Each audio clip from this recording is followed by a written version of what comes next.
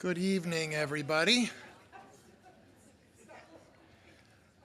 My name is Brent Nelson, and I'm Professor of Politics and International Affairs here at Furman University. Welcome to an evening with our very exciting guest, Roberta Metsola, who will be speaking to us tonight about politics in an age of populism. But before we get started, I want to thank our primary sponsors for this event tonight, the Riley Institute at Furman and the Department of Politics and International Affairs.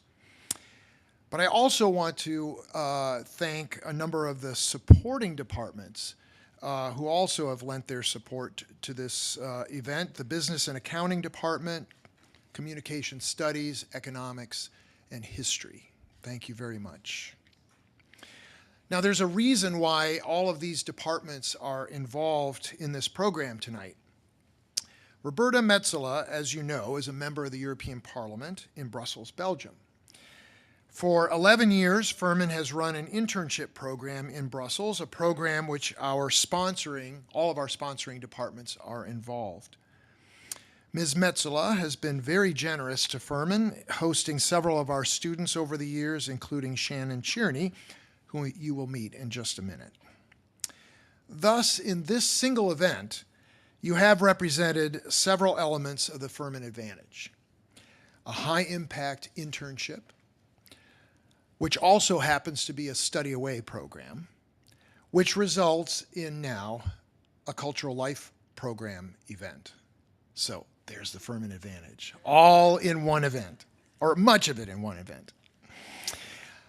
But now, a bit of context on the European Parliament, so you have a little idea of how Roberta fits into all of this. Ms. Metsola is a member of the European Parliament. She's called an MEP, and she represents one of the member states of the European Union, one of the 28 member states of the European Union. She represents Malta, which is a Mediterranean island between the end of Italy and the top of North Africa, if you're looking at a map of the Mediterranean. Malta sends 6 representatives to the European Parliament, which is the institution of the EU that represents the citizens of Europe. MEPs are elected by the citizens of their countries in elections held every 5 years, and the next one is in May of next year, so she's busy campaigning. And of course, when they are in Brussels, and this is a quirk of the European Parliament, their plenary sessions are in Strasbourg, France, so one of the two places, she is working, and the Parliament is working to pass legislation for the European Union. So MEPs sit in the European Parliament, and they sit in party groups, not by nationality, but by their party group. And Ms. Metsola is a member of the largest party group, the center-right European People's Party. We are honored to have with us tonight one of the most respected members of the European Parliament in Ms. Metsola. But before she comes to speak to us, I would like to invite Shannon Tierney, a senior politics and international affairs and communication studies double major, to the podium to introduce her former boss and her friend. Shannon?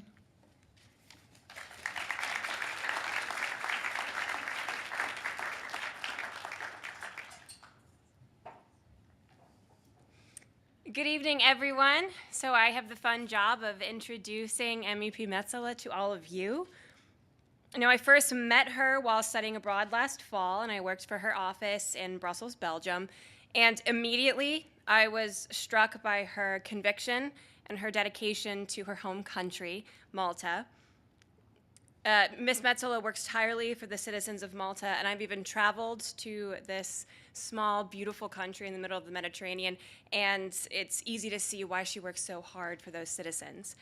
Now, she was elected to the European Parliament in 2013, becoming one of Malta's first female members of Parliament. In 2014, she was re-elected as an MEP for her local party's ticket by a record amount for a female candidate.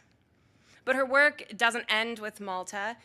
In the European Parliament, MEP Metsola is a member of the Civil Liberties, Justice, and Home Affairs Committee, where she's the coordinator for the European People's Party, or EPP for short. She was the co-author of the European Parliament's report on the situation in the Mediterranean and need for a holistic EU approach to migration. She's a member of the Terrorism Committee and the European Parliament's Delegation for Relations with the United States. She's also a substitute member in the Committee for the Internal Market and Consumer Protection and a vice chair for the Petitions Committee. She's also worked as a member of the Special Committee of Inquiry into the Panama Papers before its mandate ended. Now, prior to that, MEP Metsola served with the permanent representation of Malta to the European Union from 2004 until 2012 as Malta's legal and judicial cooperation representative and the head of the Justice and Home Affairs Unit. Following that, she joined the team of the High Representative of the European Union for Foreign Affairs and Security Policy as a legal advisor. She left that role to fill in the vacant MEP seat in the European Parliament. Now, professionally, MEP Metsola is a lawyer. She specializes in European law and politics, and when she was my age, she was involved in various student organizations, even acting as the Secretary General for the European Democrat Student Association or Organization. Now, she graduated from the University of Malta and the College of Europe in Bruges, Belgium. Roberta, working for you was the chance of a lifetime, and I'm forever thankful to you and to Furman for allowing me the opportunity to experience what it's like to work for the European Union. Now, I've been inspired by MEP Metsola's commitment and resiliency, and it's with great pleasure that I welcome her to the stage, confident that you will be equally inspired. Thank you.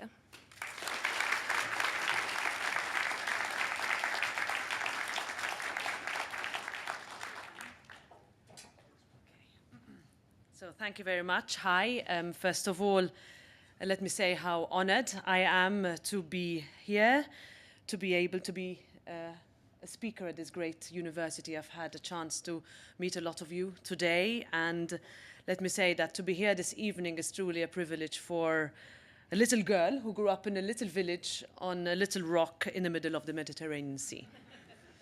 Now, I am from Malta, as I was just introduced, an island nation of some 400,000 people squashed together, 17 miles long and 9 miles wide. Tiny, but I can assure you that its challenges are as big as any other country.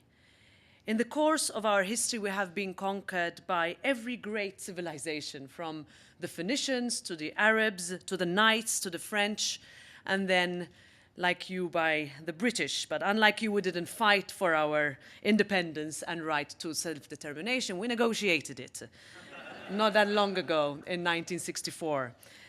We did, of course, fight alongside the United States during and its allies in the Second World War, ensuring that the Nazis never got control of the Mediterranean basin. Now, I tell you this in order to give you an idea of where I'm coming from.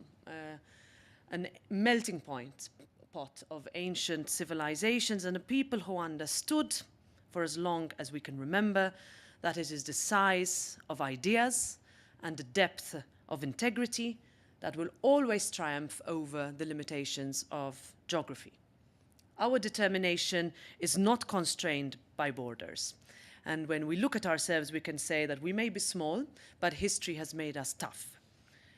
In 2004, we joined the European Union, an intergovernmental union that has understood that nations are better and stronger together. What started as a purely economic binding has evolved into a political bond that pools values and resources together. And instead of war and competition, we chose negotiation and cooperation. We have our problems. However, I am part of a generation of politicians who has never witnessed war in Europe. I am probably part of the first generation in history that has not witnessed war. And in Europe, that is down to the European Union. Peace is a concept that we can never take lightly, and we have to be vigilant to make sure that it holds. But back to me. So I stood for elections for the first time as a wide-eyed student with no money, no campaign know-how, and not much hope. I didn't get elected the first time round, or the second time for that matter, but I kept going with the support of my family and an exceptionally understanding husband. He made me say that, by the way. He's sitting right there. But a few years later, I proudly became a member of the European Parliament, the first woman to get elected. 3 of us got elected on the same day from across the political spectrum. And I think that we can say that we broke barriers that many assumed would always be there, coming from my country.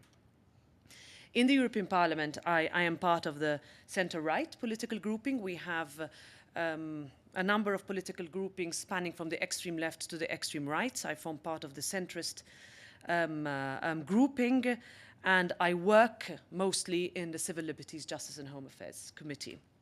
And that means that in this committee we deal with issues like terrorism, migration, citizenship, the protection of democracy and the rule of law. And I will go through these topics and ask questions which I hope we can discuss later as I go along. So I'll start with migration.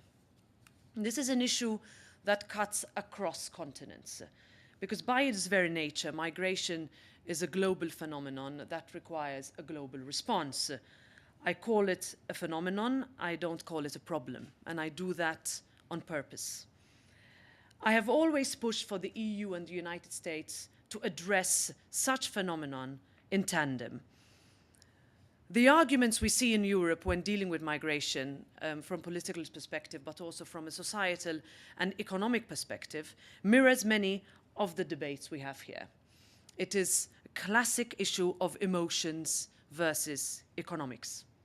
We need migration in order for our economies to continue to grow, to fill jobs that need to be filled, and to ensure that classic business models continue. But at the same time, every day we meet people who also want to keep their little villages or hometowns exactly the same as they were 50 years ago. We hear less about the beauty of diversity and more about the nostalgia for a way of life that we like to think existed once. We all want to see the benefits of a strong global economy, but without any costs. This is the catch-22 situation we find ourselves in when discussing migration.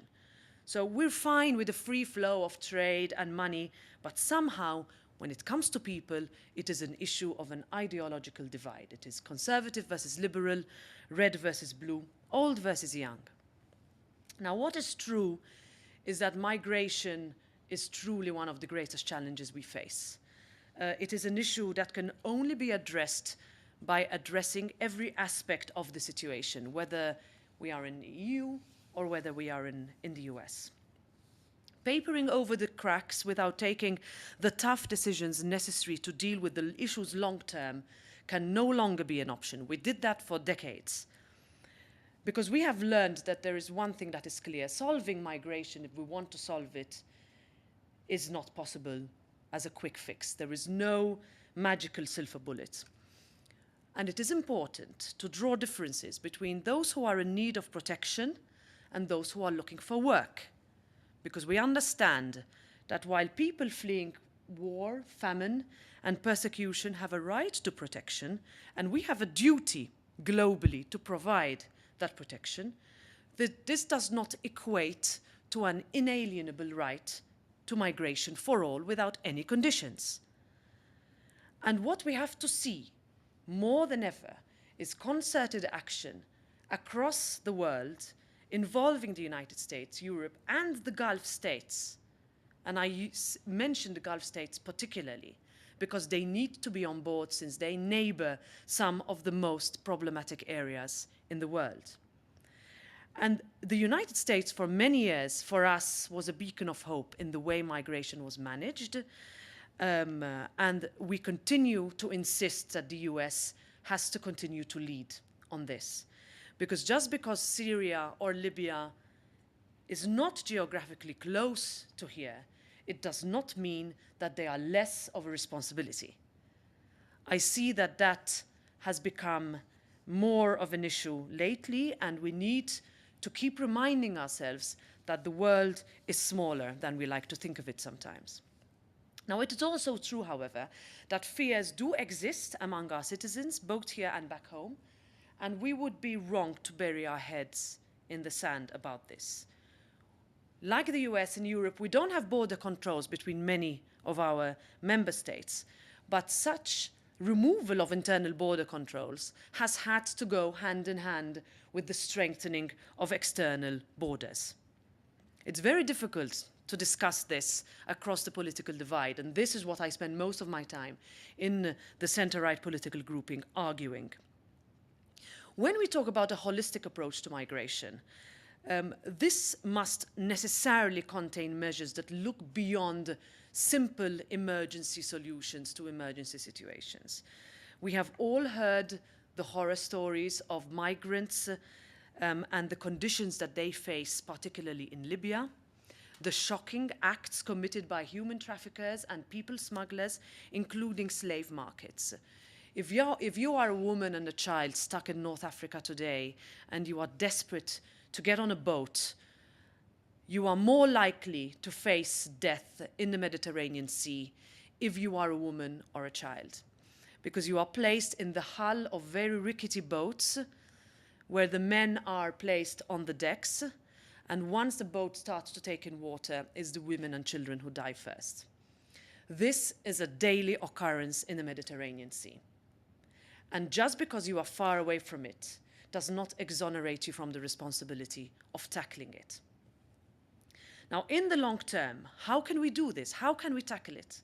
We have to delve into the root causes and understand that we need so much greater commitment to solve such geopolitical issues. We have to look at the worsening situation in Syria.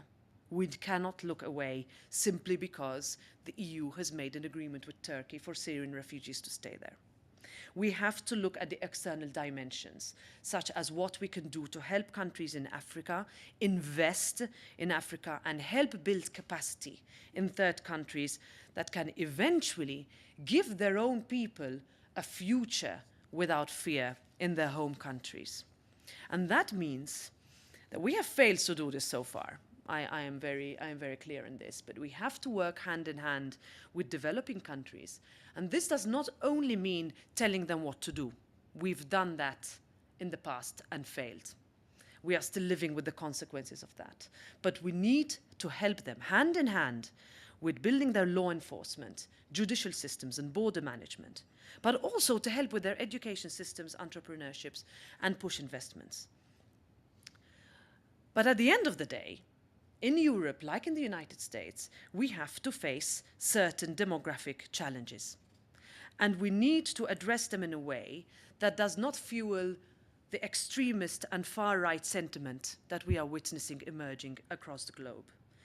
We know in Europe the depths to which man can sink, has sunk, and we have to make sure that this never happens again. And migration is that pushing point, is the button that somehow recreates all the sentiment. But what I say is that migration is above all a human issue, and we cannot lose sight of the fact that behind every statistic we see lies a life, a dream, and hopes for a better future.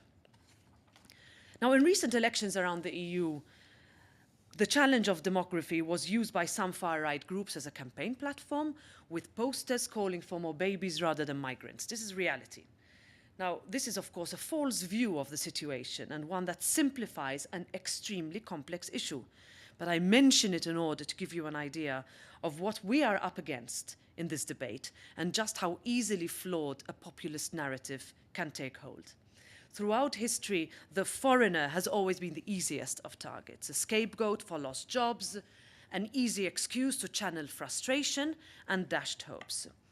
And the debate we see surrounding migration, both legal and irregular migration, is so emotive because it touches precisely on the core issues that are highest on the list of people's concerns.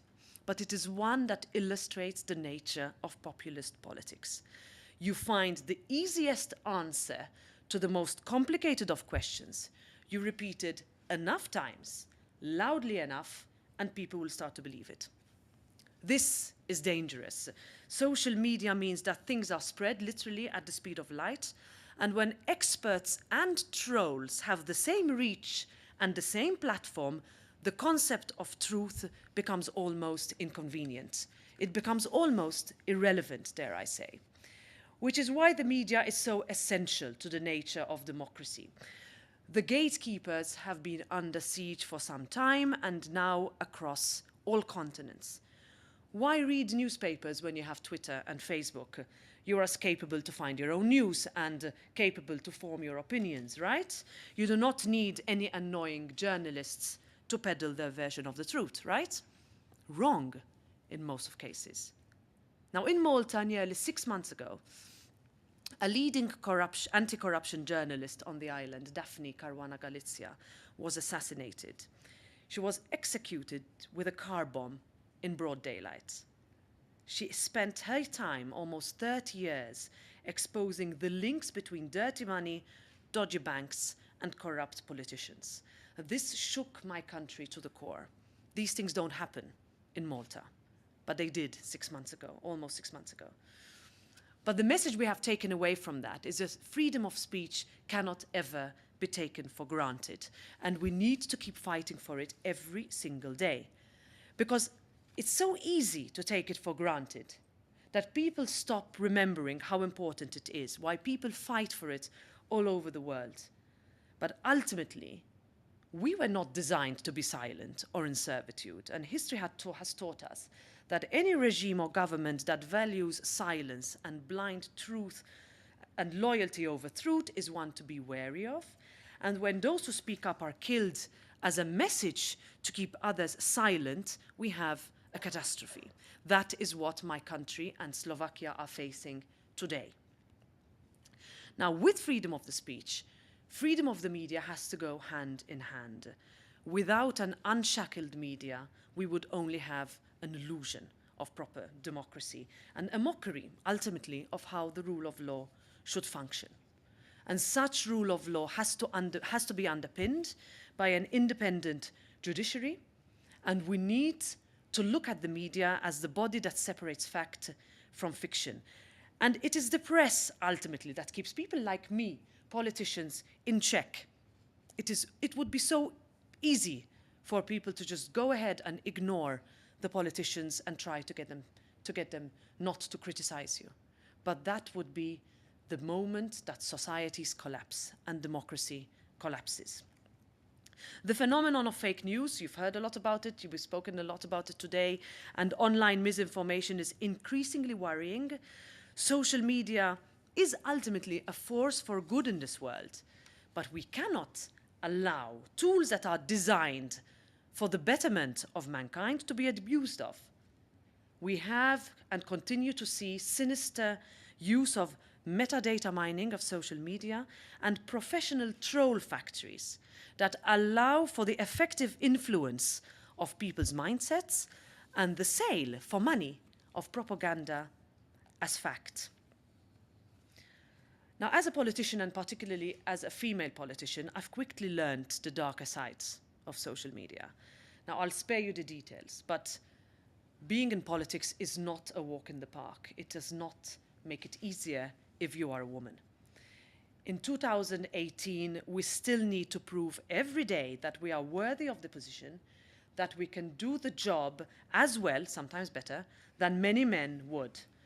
And this is something that cuts across party lines and country lines.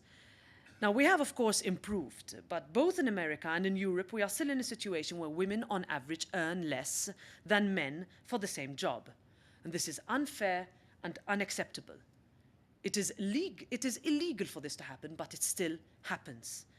And we need to look at ways to address that. Now, I was fortunate to grow up with the mantra that if you work hard enough, if you want something hard enough, and you are ready to climb that mountain, then nothing can hold you back, not your gender and not your background. But it is true that the climb is steeper. We still face challenges that are unfair, and when enough of us come together, and we must come together, we can finally and only then have a level playing field. And what we need for this is a real paradigm shift in thinking and in culture. We need political parties to do much more, to encourage more women to run for elections. We encourage more female candidates to put themselves forward. And we also need more companies to ensure women are given all the same opportunities. But our representation in politics, and I will state this as a conclusion to this argument, after all that I've said, our representatives in politics and in the boardroom must be chosen on the basis of votes and merit, and not gender. Create a level playing field, but don't put women in a situation where they're occupying a position for which a man would have received more votes. This is something that we are struggling with. I admit I'm in a minority when I discuss this within my political party and in my country. However, I truly believe it. I would not be feeling as proud of myself as I would be here if I had been pushed by a fictitious social push for me to be here. On transatlantic cooperation, I have the last few points and then I will conclude. When it comes to the advancement and empowerment of women, I'll draw some comparisons. Europe and the US have a lot in common. We have faced similar challenges. I have seen what both Nikki Haley and Hillary Clinton have gone through. Their stories have resonated a lot with what we have gone through in our countries.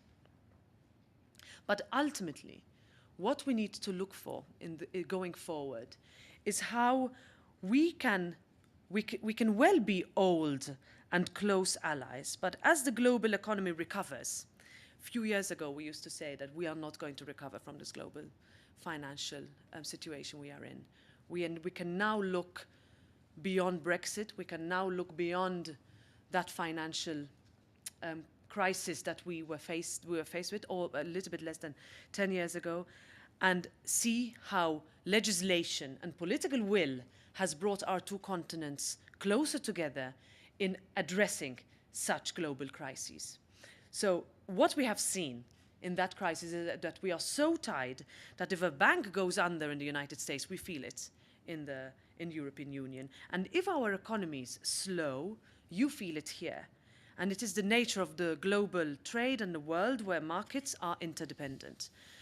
Forgetting that would be a big blow to robust and durable transatlantic relations that we have enjoyed so far.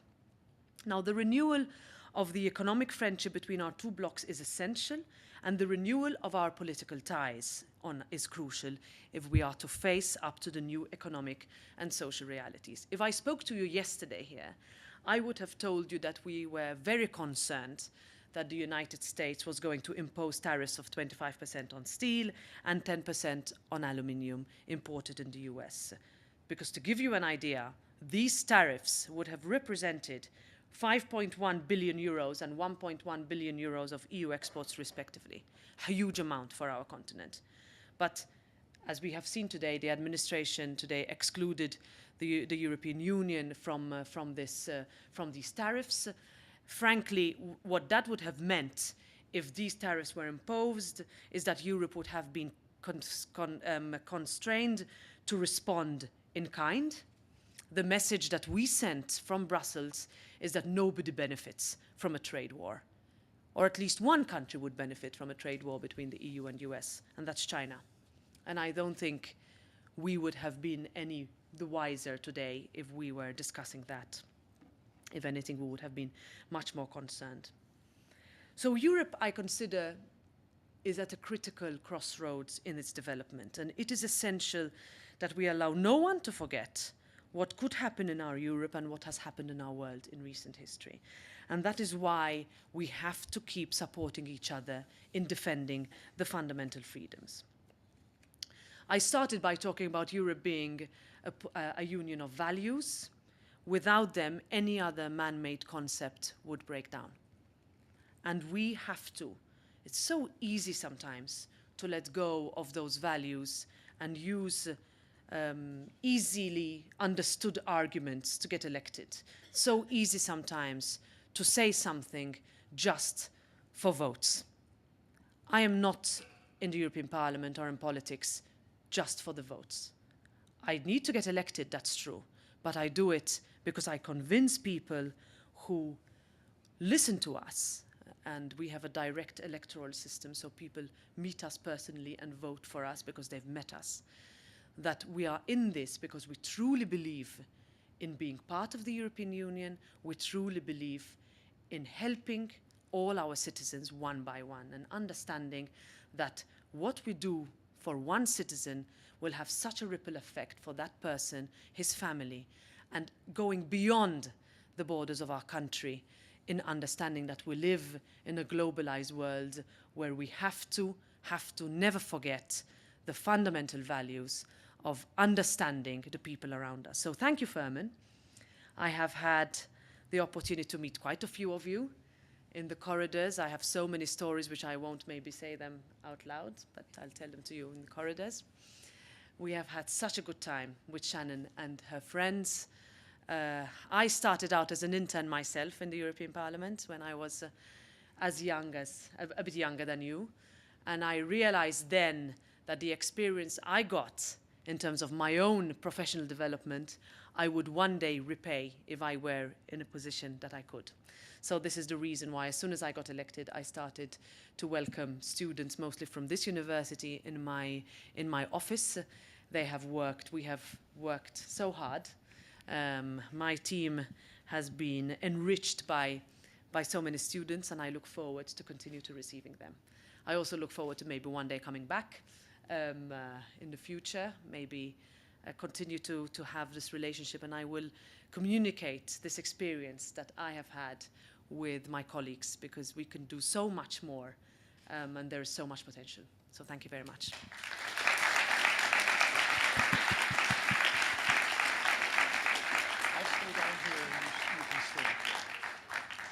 Do you want me to stay up here? Okay. Yes, I do want you to stay up there. I was hoping. Yeah, thank you very much, Roberta. And I will take you up on that next fall as I go to Brussels. After the elections. Pardon? No. After the election. Well, the election is in May. In May. So, yes. So, yeah, we hope you're still there. Can we vote?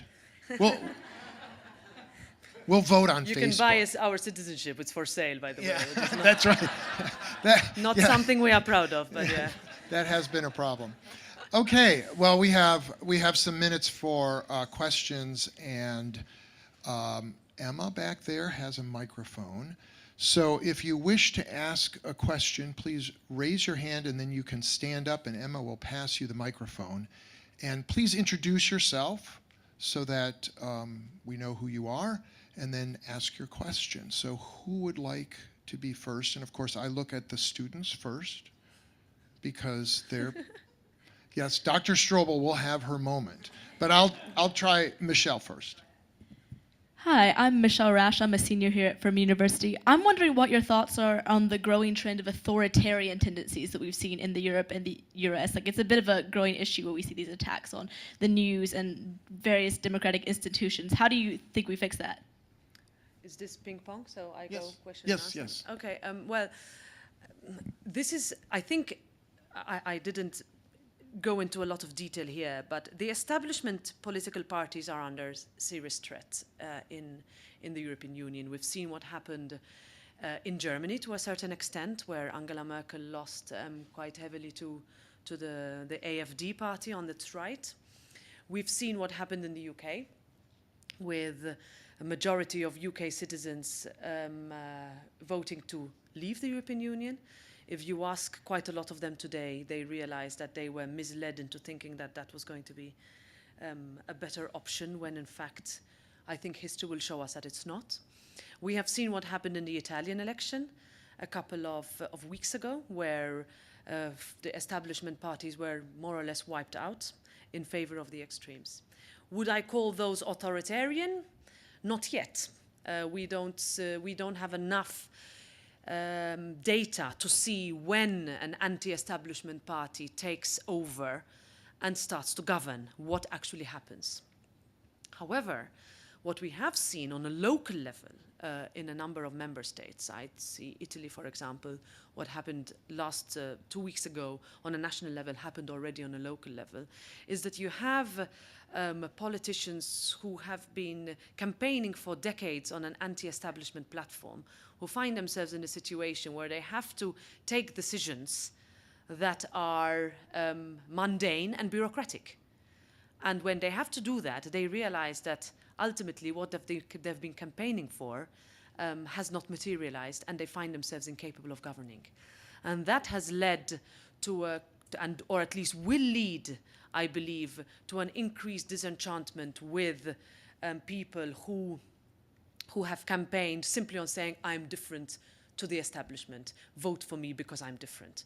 Once you get elected and find yourself in a position of power, you realize that you cannot be that different if you want to run something. There is one exception, and that is in France.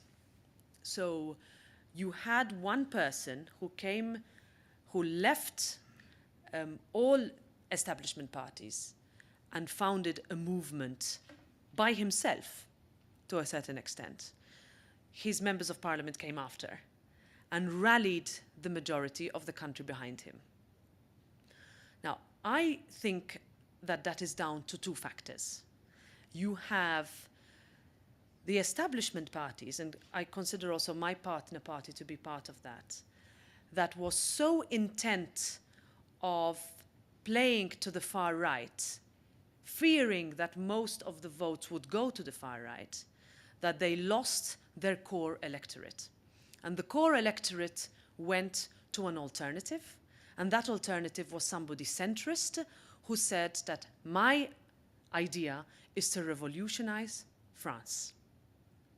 So I would think that you have negative examples of populist politicians coming to government, but with a positive difference in France with a person with a platform who came with an optimistic, hopeful campaign that moved away from the traditional shackles of traditional parties.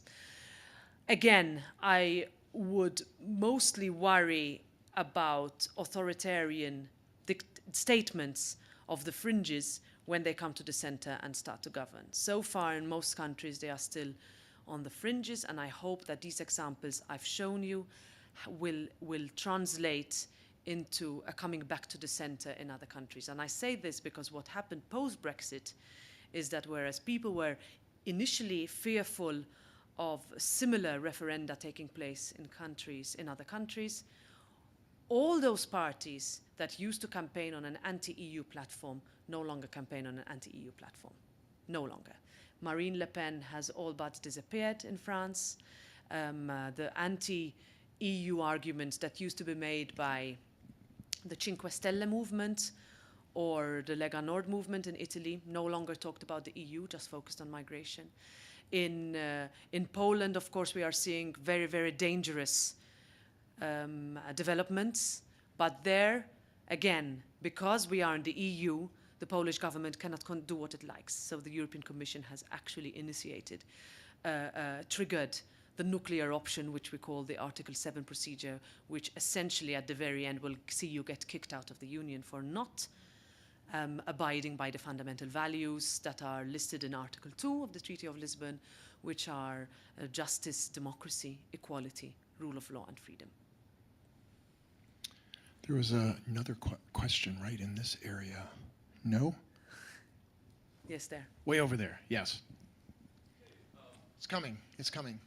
I'm Jay Watson. I'm a junior here at Furman. And the red scarf is, you're going to tell us what? Yeah, please tell us about the red scarf. We can talk afterwards. And for those of you who are community members, it is a great honor to be able to wear that red scarf this week. That's all I'll say. Okay, I see. Thank you for joining us. I wanted to talk a little bit about what you were saying at lunch today.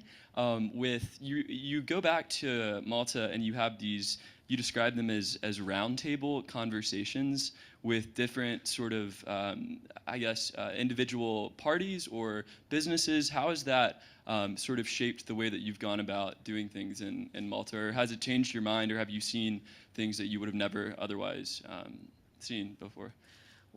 When I first got elected, I was elected in the tail end of last legislature, right? So I had been effectively out of the political scene for 4 years. And then I was suddenly catapulted into the European Parliament. And when I did that, I must say that I had to start from somewhere. I had 1 year to get re-elected, and I needed to listen to what people wanted from me. It's very easy when you are in Brussels to talk about things that matter to the Brussels bubble and forget what somebody who's living in abject poverty sees in the European Union. So what I started to do is organize, and this is what I have put in my schedule. Every Friday evening, I do a roundtable with a particular representative group or interest group on an issue that will come to the European Parliament. And it is impressive how many lobby groups and organizations there are. And we discuss anything from firearms to Bitcoin to bees and the honey legislation that is going to bring so many stranger Sicilian bees to Malta, anything. It could really be anything. But also to what we can do to have cleaner waters or how our financial services institutions are going to be attacked by these big countries who think that what's good for Germany is good for Malta. So I spend most of my Friday nights in closed rooms getting harassed and bashed, and listening to a lot of attacks by people saying Brussels sucks and Brussels is a monster and we are too small. And my answer is always that we might be 6 people out of 751. But I can assure you that, and those of you who have worked with us know, that proportionately the Maltese members are extremely vocal.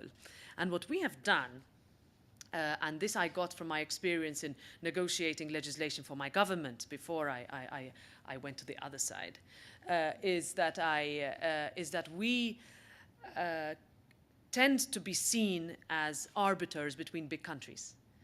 Malta is very much, because we speak the English well and because we don't have any big interests that, and even if we did, if it was big for Malta, it's tiny for everybody else.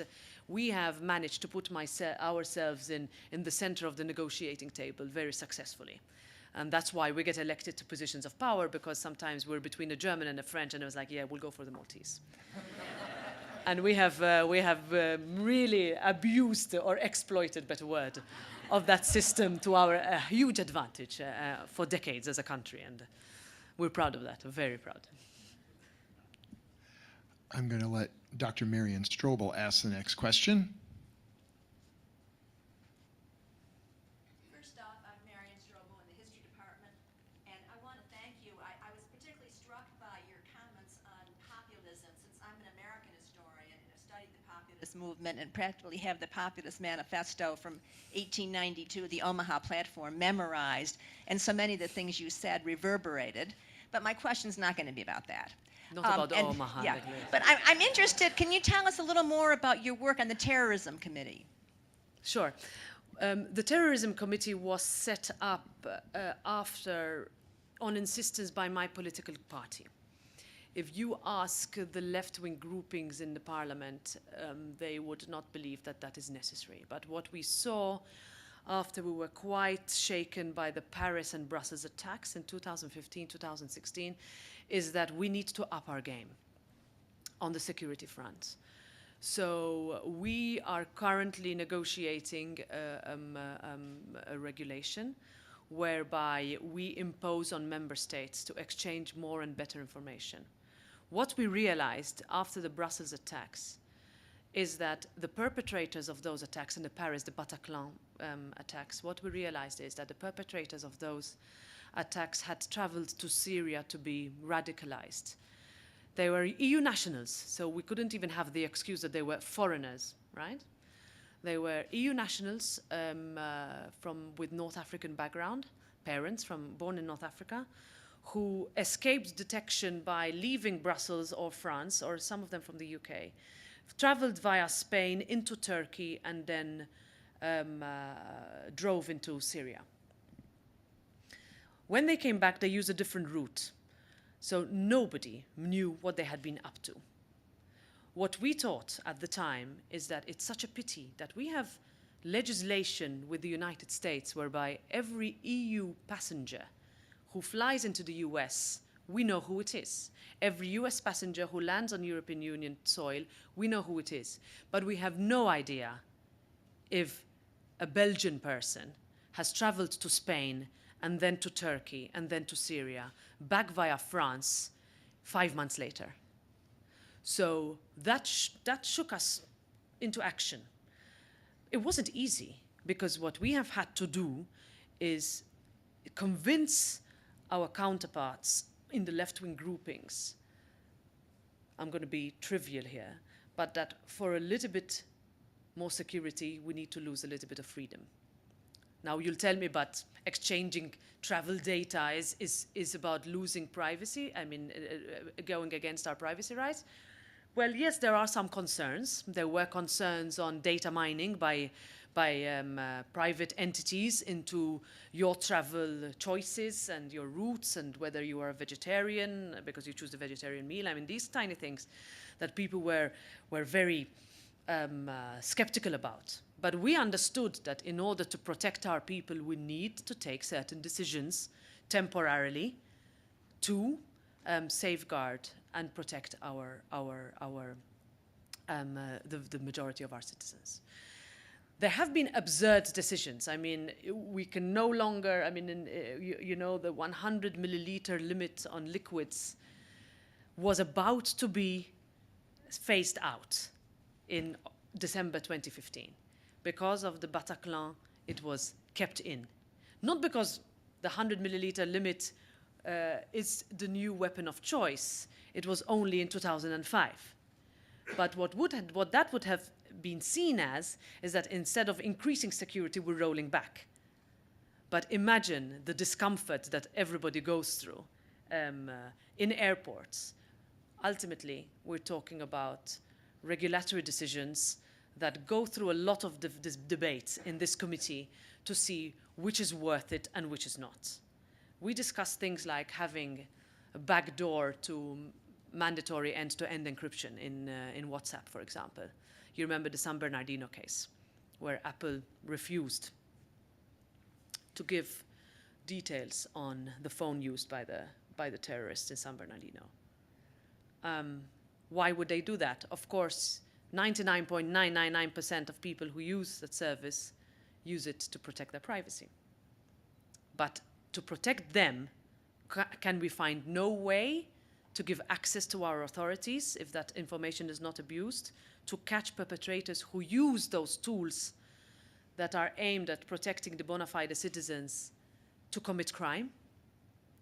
We have court cases on this all the time. So you have a lot of citizens who believe that our solutions that we find, and I believe that this debate is much tougher and more visible in the EU than it is in the US, where privacy organizations take governments to court more often in order to question what they call disproportionate measures of security at the cost of privacy.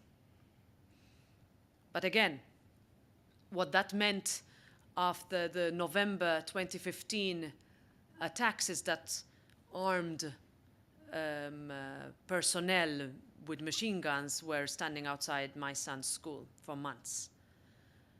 I was brought up in such a secure environment that for me was so alien.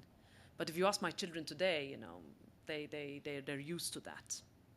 But it's sad to see that our societies have become so okay with so much heavy security in our streets, because we're not safe anymore.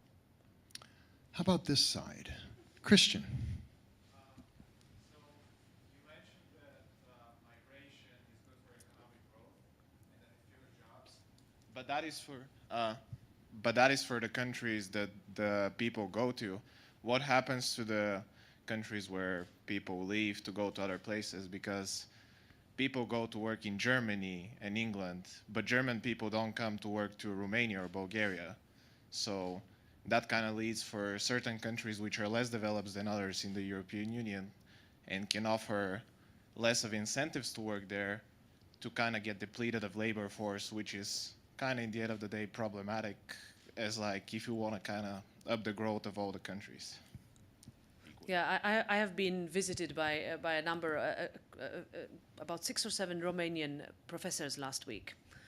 And what they told me is that every week, 1,000 Romanians leave Romania. And out of those 1,000, around 80% are university graduates. So that is a huge brain drain that is being seen.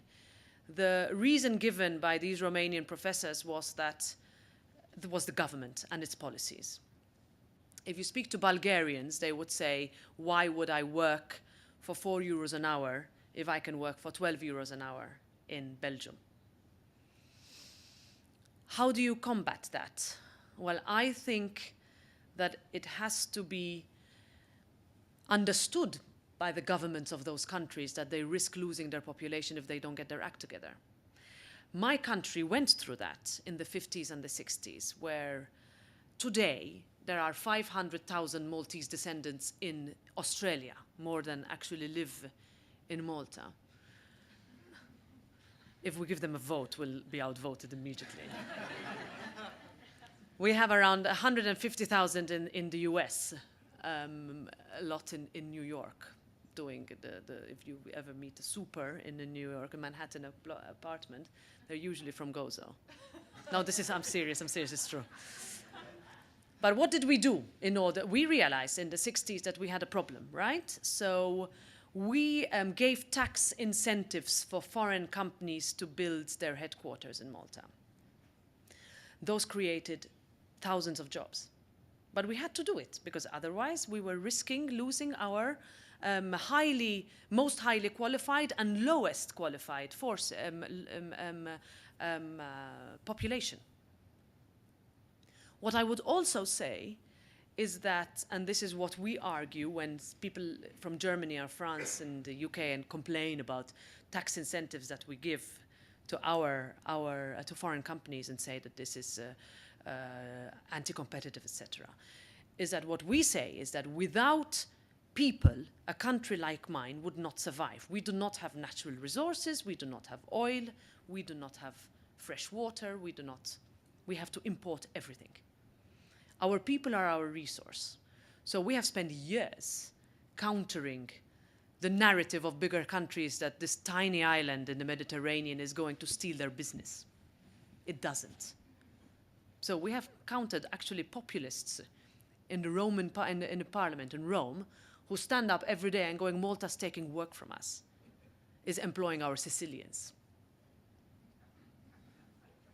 We are 400,000, but in the end, we have a lot of people coming from Sicily because we have been good at targeting them to come and work in Malta. They earn more than they would in Sicily. But again, how can we help that? You can use that argument also for Africa. I have met Somalis who tell me that my ultimate dream is to go back and build a hotel there. My ultimate dream is to make sure that no one from my village has only one hope, and that's to go to Europe. You know, today, more than 2/3 of 18 to 24-year-old men who live in underdeveloped countries in Africa want to come to Europe.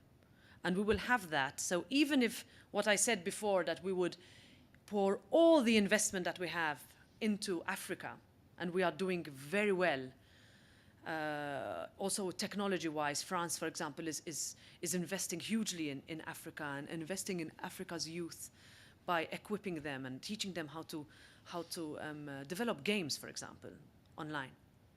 This is what to keep the youths there.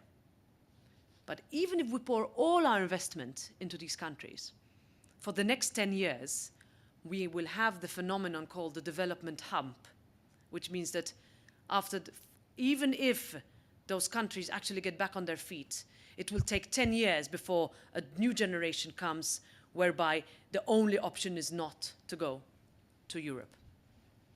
But we have absurd migration policies whereby we force these young men to travel across the desert into North Africa, wait there for years, fall into slavery, are ruthlessly treated.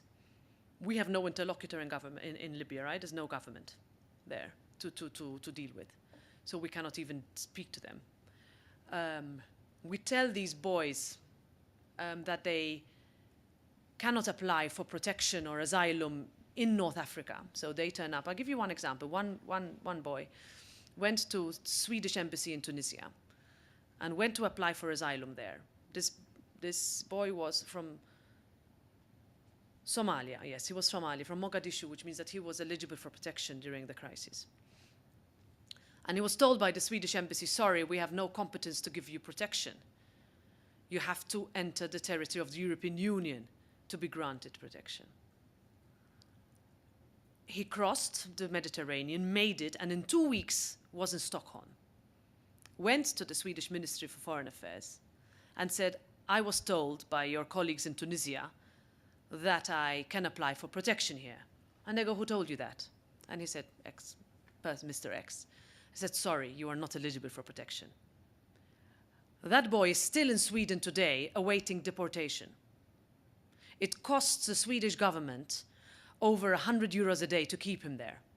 Imagine all that money if it were invested in asylum experts in North Africa and awareness campaigns in Somalia. We're not even close to even going there. So how can we tell those countries that they have a massive brain drain if we're not even helping them keep their children there? We have big problems. Sorry, I was not very optimistic in the end, but yeah, we have big problems. Here comes Johnny. Should I be scared with that introduction? Hi, I'm Connor Dial. I'm a sophomore here. So you partly answered this in the first question, but with the rise of nationalism in almost half of a dozen European Union countries, how does the European Union plan to respond to the calls for withdrawal from the European Union? Well, I'll give you an example. In Cornwall, which is a county in the United Kingdom, the vast majority of Cornish people voted to leave the European Union. EU funds had been allocated to build an airport there. Nobody told them that once they voted for the UK to leave, that airport will not be built. If you ask an average Cornish person today whether he or she made a mistake, they would tell you yes. That has triggered, fortunately, the reverse effect in other member states. So about 6 months ago, we conducted a poll on exit, for campaigns for the exit of individual countries from the European Union. I will leave out Poland for a second because Poland is a case of its own. But the vast majority of those countries are in a reverse trend to how they were before Brexit. Does that mean that fear is over, or that it is no longer, it is not going to be an issue? In Hungary, you have a very, very Brussels skeptical government. In Poland, you have an authoritarian government that justifies its authoritarianism with the fact that it won the election. So what we are seeing is an increasing trend that democracy is used to silence the minority. But what we learned, and what we have to always believe in, is that democracy cannot be used to ignore those who do not agree with you. So in Poland, for example, they are changing. They have basically removed every single government-critical judge from every court. So there can be not one court case against the government that would be lost. That is insane. Insane. We have Hungarian governments that speak about Brussels or someone like me, I'm on all sorts of lists in Hungary. Anyway, I'm on all sorts of lists in Hungary that say that because I criticize the Hungarian government's attack on George Soros. Do you know George Soros?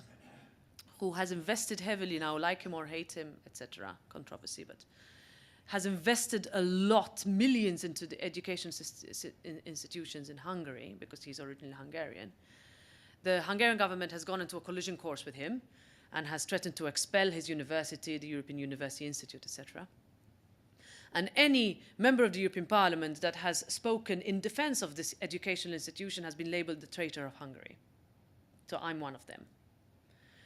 Does that make a difference? To me, no. to my voters. Absolutely not. If anything, it gives me more credentials to fight. But in Hungary, yes, there is an increasingly dangerous trend of looking at Brussels as an imposition of the enemy from abroad. We have, I face that to a certain extent from my socialist government. I'm in opposition, my party's in opposition. We were in government for 25 years and have now been in opposition for 5. And we get faced with attacks of being traitors simply because we stand up in the European Parliament and say all is not well in my country. Now, would you consider that if somebody stands up, and I don't know how much that happens, in Congress and says something is wrong with my state, that person to be a traitor? I don't think so. You'll say he's or she's defending the interest of her electorate. But we have this trend of if you go to Brussels, you go abroad and are betraying your country. Now, I look at the European Parliament as being our own parliament too. It is not different, or it is not a mutually exclusive mandate to the national parliament. But yes, there are dangerous trends. You counter them by not becoming like them. As I said, we saw what happened in Italy and in Germany. But we counter them with principles. And what I do, for example, we have given the right to vote to our 16-year-olds in my country. So for the next year, for the European Parliament, this will be the very first time that 16-year-olds will vote. So what I have done, very controversial, but we have given it. What I have done and what I do, so I told you Friday evening what I do, every Friday morning I visit a school and I speak to them about what I do. Because in my mind, that 16-year-old will remember more that I went to his or her class to tell them exactly what I'm telling you than if they see a random speech by me on Facebook. These are kids who do not watch television anymore, who do not watch political debates. They think politicians are so far away and so boring. But if you sit with them and talk to them about, how bad you are at Instagram, they understand you.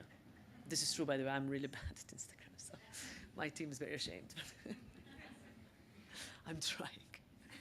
Well, I think, one more last question, and Sure. then this is it. Thank you. Yes.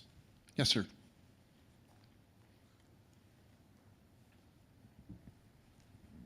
My name's Bob Green. I'm starting to get involved in local politics at Greenville County precinct level. How big of a problem does the European Union feel Russian interference is in sowing discord and chaos in the European Union? Well, thank you for asking that. This week we have seen, the Cambridge Analytica scandal. We can call it a scandal. I think it is a huge problem because what we are seeing is an influence of quite a large force dominated by essentially a dictator that we have no strong enough tools to beat.